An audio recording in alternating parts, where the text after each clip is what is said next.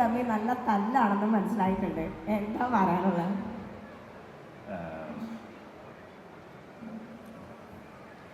എല്ലാവർക്കും നമസ്കാരം.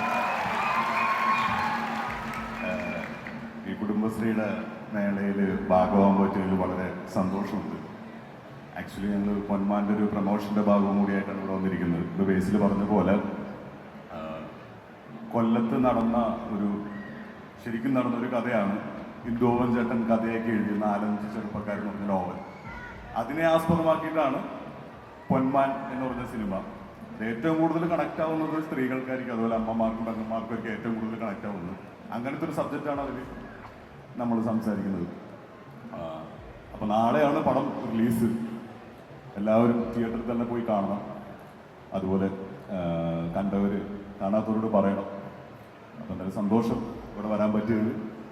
Thank you so much. എന്തായിരുന്നു ക്വസ്റ്റ്യൻ ചോദിച്ചത്?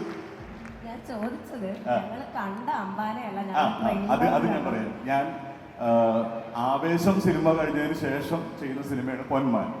അപ്പോൾ ആവേശം സിനിമയിൽ ഞാൻ ഒരു 96-97 കിലോ ഉണ്ടായിരുന്നു. അപ്പോൾ അതിന് ശേഷം ഞാൻ കുറച്ച് വെയിറ്റൊക്കെ കുറച്ച് ഇങ്ങനെ നിൽക്കുന്ന സമയത്താണ്, ഷൂട്ട് കഴിഞ്ഞ് നിൽക്കുന്ന സമയത്താണ് ജ്യോതിഷേട്ടൻ എന്നെ കാണാൻ വരുന്നതും ഈ പൊന്മാൻ്റെ കഥ പറയുന്നതും. അപ്പോൾ ഞാൻ കഥ കേട്ടപ്പോൾ തന്നെ എനിക്ക് തന്നെ തോന്നി ഇതിൽ കുറച്ച് വലിയൊരു മനുഷ്യനായിരിക്കണം, ഒരു ബൾക്കായിരിക്കണം, അങ്ങനെ ഫീൽ ചെയ്യണം. കഥ വായിച്ചപ്പോൾ ഉറപ്പിച്ച് സ്ക്രിപ്റ്റ് വായിച്ചപ്പോൾ. അപ്പോൾ നേരെ ഞാൻ അതിനു വേണ്ടിയിട്ട് വീണ്ടും ഒരു അമ്പാൻ്റെ ശരീരപ്രകൃതിയിലോട്ട് പോവുകയായിരുന്നു. വീണ്ടും ഒരു 1.5 മാസം കൊണ്ട് വീണ്ടും ഇച്ചിരി വണ്ണം വെച്ച് അങ്ങനെ ചെയ്ത പൊന്മാൻ. അതിനുശേഷം ഞാൻ പൈങ്കിളി എന്ന് പറഞ്ഞൊരു സിനിമ ചെയ്തു.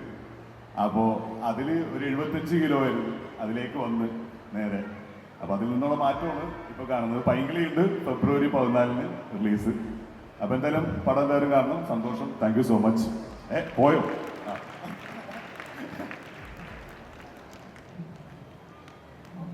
ഇനി നമുക്ക് അറിയേണ്ടത് ആരുടെ അല്ലേ?